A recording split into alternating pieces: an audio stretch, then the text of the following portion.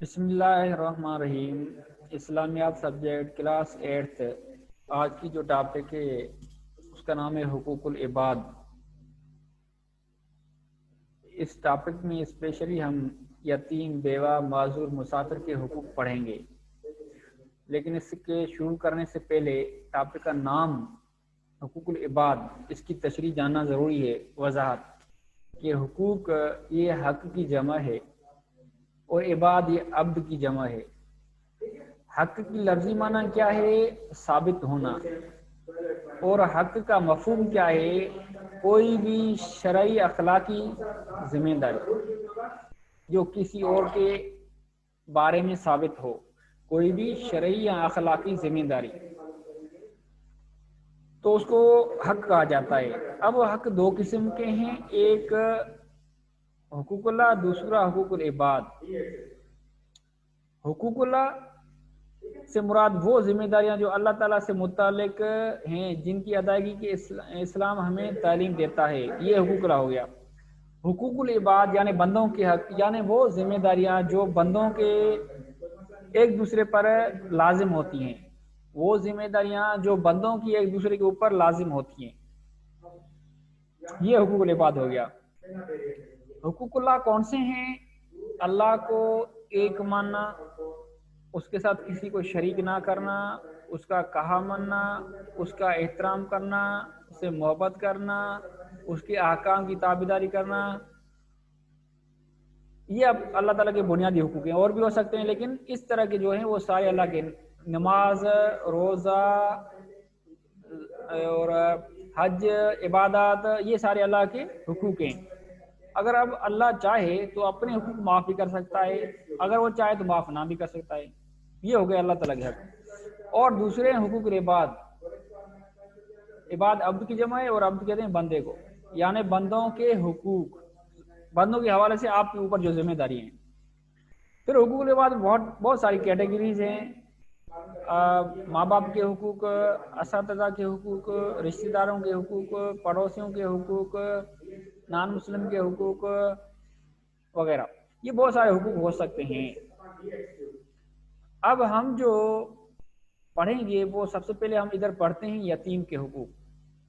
آگے چل کر جو میٹرک یا فرسٹ ایئر میں اس میں آپ ڈیٹیل کے ساتھ یہ والدین کے حقوق، رشتہ داروں کے، نان مسلم وغیرہ، وہ سارے آپ پڑھیں گے، لیکن یہاں جو اس ٹاپک میں بیان کیے گئے ہیں وہ چند بیان کیے گئے، ان میں سے ہے یتیم کے حقوق۔ یہ معلوم کرنا ضروری ہے کہ یتیم کس کو کہا جاتا ہے۔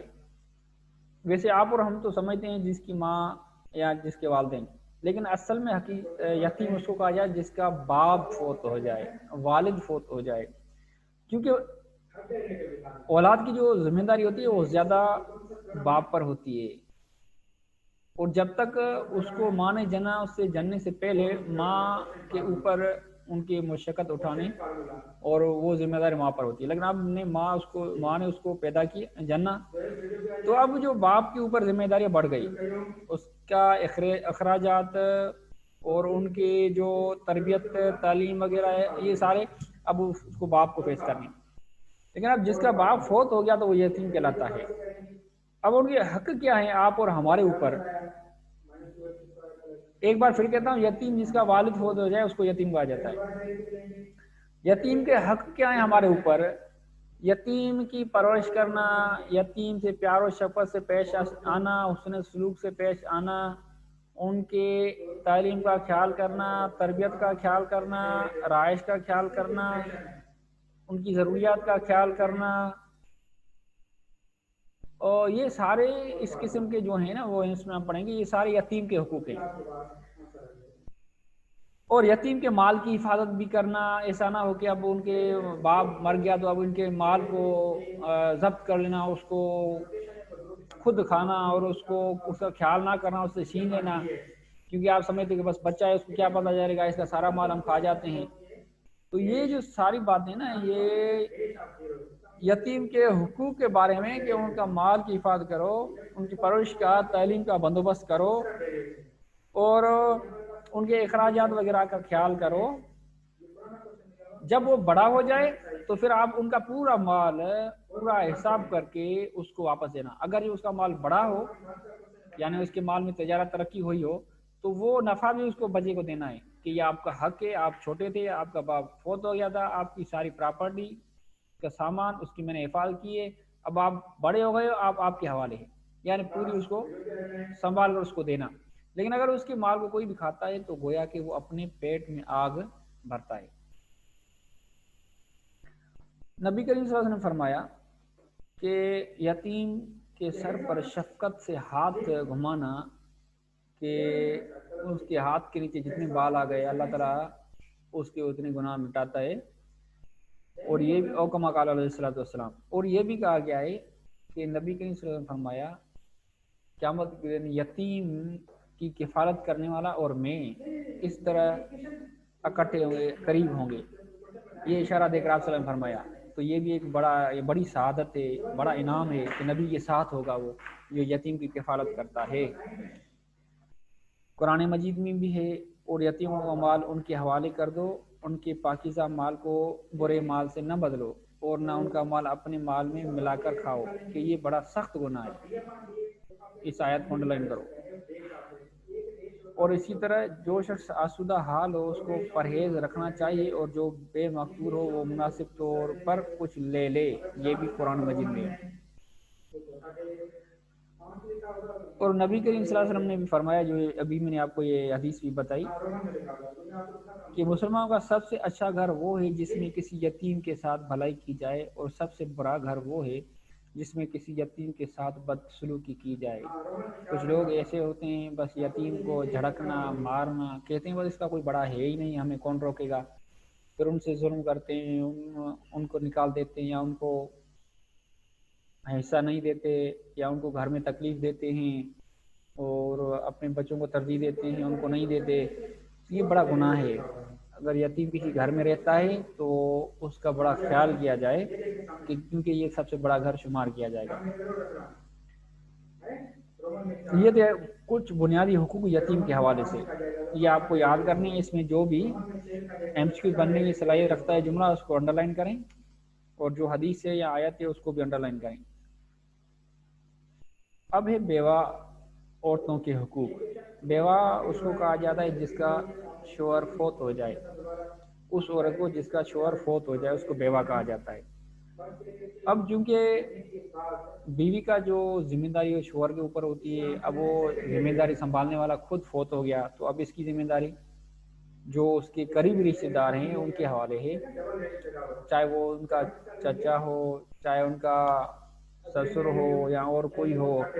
अब उस औरत के अखराजात, उसकी राश, उसकी हिफाजत और उसका नानफ़ा या उसका जो ज़रूरियात वगैरह, उसके साथ हुस्न सलूक और शौहर की प्रॉपर्टी में उसका हक दिलाना, तो ये सब बेवाओं के हुकूक हैं बुनियादी तौर मैंने आपको बताए। इसमें भी वो लिखे हैं, पॉइंट वाइज लिखे हुए हैं, वो भी आप पढ़ लेना कि खावंद की मिल्कियत से मुकर्रर ऐसा उसे दिलाया जाएगा। वो कैसे, अगर शौहर फौत हो जाए तो अगर उस शौहर को औलाद नहीं थी तो इसको चौथा हिस्सा दिया जाएगा, लेकिन अगर औलाद है तो 8वां हिस्सा दिया जाएगा। औलाद होने की सूरत में 8वां हिस्सा, औलाद ना होने की सूरत में चौथा हिस्सा दिया जाएगा पूरी प्रॉपर्टी का। अगर खावंद ने जिंदगी में मार अदा ना किया हो तो वो भी इसको दिया जाएगा खावंद की प्रॉपर्टी से। और खावंद की वफात का सोग इद्दत 4 माह 10 दिन मुकर्रर की गई है। किसी औरत का शौहर फौत हो जाता है तो इसको इजाज़त शरीर की तरफ से कि 4 माह 10 दिन उस शौहर के घर में दुख उसका कर सकती है, लेकिन वो भी शरीयत के हुदूद के अंदर, यानी वो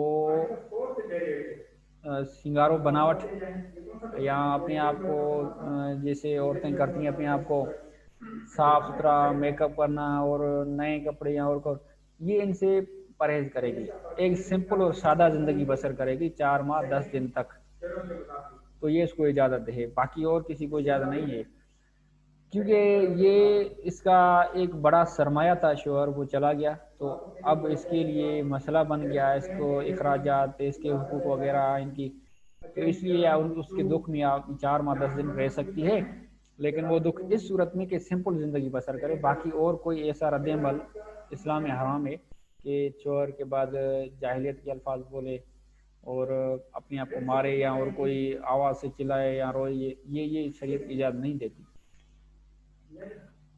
اب اس کے بعد معذوروں کے حقوق۔ معذور کی ڈیفینیشن کیا ہے؟ ویسے معذور کی معنی ہے عذر سے ماخوذ ہے، عذر یعنی کوئی مجبوری۔ معذور کی ڈیفینیشن یہ ہے کہ ایسا شخص جو اپنی جسمانی یا ذہنی کمزوریاں کچھ اعضاء کے کھو جانے کی وجہ سے اپنی ضروریات معمولہ زندگی خود پوری نہ کر سکتا ہو، اس کو معذور کہا جاتا ہے۔ مثال کے طور پر کوئی لنگڑا ہو، کوئی نابین ہو، یا کوئی ایسی اس کو بیماری ہو کہ جس سے وہ پراپر زندگی بسر نہیں کر، ایک صحیح طریقے سے زندگی بسر نہ کر سکتا ہو، تو اس حوالے سے آپ کو ان کے حقوق پورے کرنے ہیں۔ ان کے حقوق آپ کے اوپر، ہمارے اوپر کیا ہیں کہ ان کے علاج معالجے کا خیال کرنا، اور ان کے لیے کھانے وغیرہ کا، ان کے لیے رہائش کا، ان کے لیے صحت کا اور ان کی ضروریات کا خیال کرنا۔ یہ اس میں آتے ہیں، آپ دیکھ لینا کہ نبی کریم صلی اللہ علیہ وسلم نے فرمایا، میں نے اپنے جس بندے کو کی دونوں آنکھیں لے کر اسے معذوری میں مبتلا کیا ہے، پھر اس نے اس پر صبر کیا تو اسے ان کے بدلے جنت عطا کروں گا۔ یہ حدیث قدسی ہے کہ اللہ تعالیٰ فرماتا ہے، رسول صلی اللہ علیہ وسلم نے ارشاد فرمایا کہ اللہ تعالیٰ فرماتا ہے، حدیث قدسی کہا جاتا ہے جو بات قرآن نہ ہو لیکن نبی نے بتائی ہو اور نبی نے کہا ہو کہ یہ بات اللہ نے کہی ہے اور وہ قرآن نہ ہو تو اس کو حدیث قدسی کہا جاتا ہے۔ تو اس طرح اللہ تعالیٰ کہتا ہے اگر میں نے کسی کو معذور کیا تو اس کے بدلے اس کو جنت۔ اب اس کو بھی انڈر لائن کرو۔ اسی طرح اور بھی ہے، جو شخص اپنے مسلمان بھائی کی کوئی ایک مصیبت دور کرے گا، اللہ تعالیٰ اسے قیامت کی مصیبت سے اس کی کوئی مصیبت دور فرمائے گا۔ اگر کوئی معذور ہے، مثال ہے ایک نابینا ہے، اب اس کو پتہ نہیں کہ یہ روڈ کس طرح کراس کرنا ہے، اب آپ وہاں سے گزرے، آپ کے اوپر لازم ہے، آپ کے اوپر اس کا حق ہے کہ آپ اس کو ہاتھ کو پکڑ کر وہ روڈ کراس کراؤ، یا اس کو کوئی جو جہاں کہتا ہے، جہاں تک آپ کو یعنی طاقت ہو کہ وہاں ان کو آپ پہنچاؤ۔ مثال کی کہتا ہے کہ مجھے کراچی والی گاڑی پر بٹھاؤ، تو آپ ان کو کراچی والی گاڑی وہاں کھڑی بھی ہے تو ان کو آپ بتا سکتے ہو یہ 3-4 گاڑیاں ہیں، اس میں آپ کراچی جاؤ گے، وہاں آپ ادھر اس کو بٹھاؤ۔ اور اگر آپ اور بھی احسان کرنا چاہتے ہو تو ان کی کرایہ بھی اس کو دے دو، یا اور اس کی سہولت دے سکتے ہو اس کو دے دو، تو یہ اور زیادہ ثواب ملے گا۔ لیکن جہاں تک آپ سے ہو سکے آپ اس کی مدد کرو، یہ اس کا حق ہے۔ معذور افراد چونکہ اپنے معمولات کے انجام دی خود پوری نہیں کر سکتے، اس لیے صحت مند افراد پر ضروری قرار دیا گیا وہ ہر طرح سے ان کا سہارا بنیں، ان کے ساتھ حسن سلوک کریں، ان کی خدمت کریں۔ انہیں معذوری کا احساس دلانے سے بھی روکا گیا ہے کہ اس کو آپ کوئی نابینا ہے آپ اس کو یہ نہ کہو اندھا، اور کوئی اگر اس کی ٹانگ ٹوٹی ہوئی آپ اس کو نہ کہو کہ لنگڑا، بلکہ اس کو احترام سے پکارو، اپنے بھائی کے نام سے اور کسی اور طریقے سے آپ ان کو پکارو۔ اس کو برا لقب بھی نہ دینا ہے، ٹھیک ہے۔ اگر کسی معذور کا رشتہ دار یا مددگار نہ ہو تو یہ ریاست کی ذمہ داری ہوگی کہ معذوروں کا خیال رکھے، ان کے سنبھالنے کے لیے کوئی ادارہ بنائے۔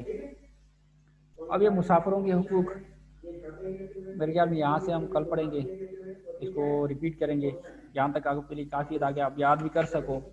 یتیم کی ڈیفینیشن، ان کے حقوق، بیوہ کی ڈیفینیشن، ان کے حقوق، معذور کی ڈیفینیشن، ان کے حقوق، یہ کل میں آپ سے پوچھوں گا۔ حقوق اللہ کی ڈیفینیشن، حقوق العباد کی ڈیفینیشن، یہ 4-5 چیزیں آپ کو یاد کرنی، اور یہ چیزیں اس کتاب میں انڈر لائن بھی کرو۔ یہاں تک آپ کے لیے کافی ہے۔ اب میں آپ سے اور سوال وغیرہ کرتا ہوں، آپ سے ڈسکشن کرتا ہوں، کوئی بات سمجھ میں نہ آئی تو آپ بات